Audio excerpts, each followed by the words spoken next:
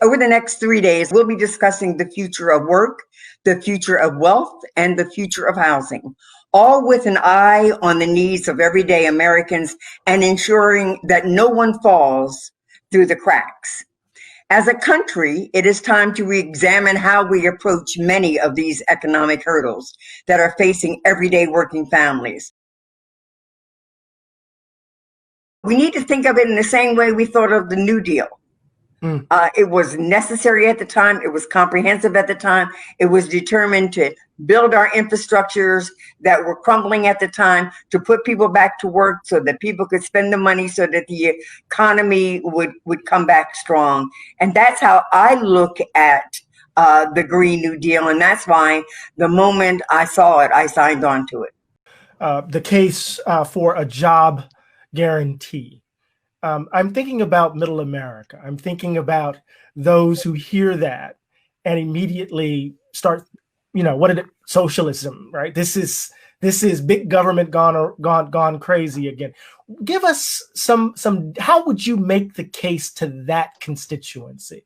Well, we have actually polled this program recently in the last 2 years, and it polls extraordinarily well, even in very deep red communities, upwards of 70%. The job guarantee, I think, resonates with people because they know that jobs are not a partisan issue. I think if I may back up a little bit, Sure. We've had this conversation for quite some time. I think what you were alluding to earlier was that it was part of the FDR agenda to secure economic rights. It was part of civil rights struggle to guarantee the right to everyone. It's a basic human right. Economics is human action. There is nothing, absolutely, positively, nothing natural in the economy. It is all human decisions. You can make good decisions. You can make bad decisions. You can make decisions that benefit me. We can have decisions that benefit you, or we can come together to find solutions that benefit more people, the most people. And we've walked away from that with this mindset that whatever happens is good, right, and let people interject their power into the system. And we've excused their putting the thumbs on the balance. And now we have an economy that's out of balance. But the bottom line is, at the end of the day, however well run our economy is, there will be folks without work. And those will be the folks that have the hardest time finding employment. In private sector employers won't want them for one reason or another. We still have a responsibility. We still have a responsibility to provide decent employment to them. And so, yes, in my ideal world, the job guarantee will be that shock absorber that is rather small, that will not have to absorb 20 million people in the depths of a crisis. Mm-hmm. But the reality is that that's what we're facing right now. And we just need to move with direct hiring at every level for many different projects. The job guarantee is just a promise that if you need work, at a minimum, as Representative Watson Coleman said, at a minimum, we will guarantee that floor to any person, whatever their circumstance. Just this idea that the most wealthy are still making money in the middle of this crisis to the extent that where they're making it, and that working people and poor people are making less money. That by itself is just a stark kind of reality that just needs to be addressed clearly and pointedly. So I'm glad that folks are doing it, and just the idea of what working people are going through in this particular time, this wealth gap. If the wealth gap was closed, how would that help working families in this country, or working people? Everyone knows it is very expensive to be poor.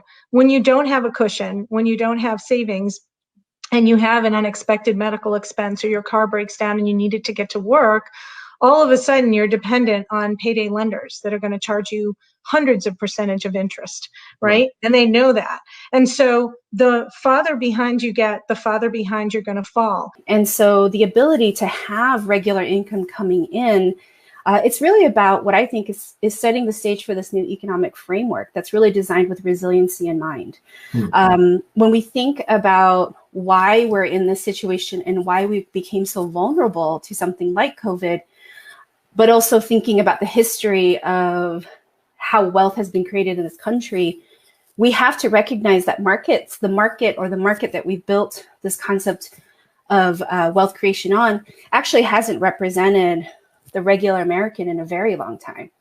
Rather, we need to start to separate this concept of market drivers and really think about what is prosperity for all. Coronavirus has shed an incredible light on so many of the disparities that our country is suffering right now. We see that in the data. We see that in some of the data. In some of the data, they just group all the people of color together and call us other. But in some of the data, we see that African Americans, Hispanic Americans, Native Americans, they have the highest rate of COVID. Why? Because they live in the most polluted areas. They don't have access to health care. They don't have the things that a lot of other communities have. Because it's bigger than just COVID. It's the fact that we have had stagnant wages. And at the workplace, the benefits don't exist for many of our communities, and we don't have savings. So universal basic income really is about starting to build some of that institutional foundation for families to be in the decision and driver's seat.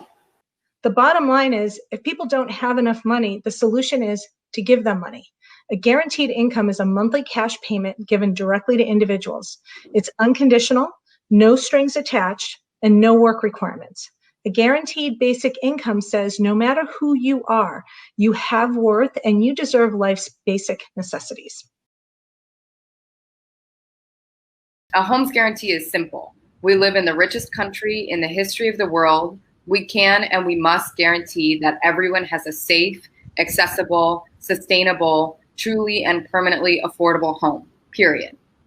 But this simple premise, of course, is one that's complicated by what I would like to call a conspiracy of the profiteers that has stifled our imagination. And it's led us to believe that housing is a commodity and that it can't be a human right and that it must be delivered by the private market. In a really important way, a home's guarantee would provide a platform for recognizing basic human dignity and the potential for human flourishing in ways that simply aren't possible in our commodity-based housing market as it exists today in the United States of America. When people are worried about how to make rent, saying that the rent eats first, they're not able to make bets on themselves, to take chances, to leave jobs that are demoralizing and unsatisfying, to pursue their dreams and passions. So, if we want to have a society, working people can, build happy, fulfilling, self-actualized lives for themselves, they need to have the peace of mind that their basic human right to housing is respected. This idea that people who are homeless are people who are not working, who don't have a job, and etc. We're in a housing crisis because we have some people who are working 2 jobs and still are at risk of being homeless. And also some people are actually, we have some people who are working and are actually homeless because they do not have their own housing. They are couch hopping. They're sleeping on somebody's couch and actually don't have a place to call home. Before the COVID-19 pandemic began, we were already facing a shortage of affordable housing and lack of access to the resources for our housed and unhoused communities. This pandemic has only heightened these issues and has made it clear that housing is a fundamental human right that should be afforded to all people. Right now, staying inside and socially distancing can save a person's life. But not everyone has the ability to do so. And many are on the verge of losing that ability. I firmly believe that housing is a right and not a privilege. And due to COVID, we are uniquely positioned to create real change that would positively impact our communities. What we want to get at the end of all of these discussions is we need to figure out how to eliminate poverty, how to make sure that everybody in our country gets to live and not below any floor that is unlivable.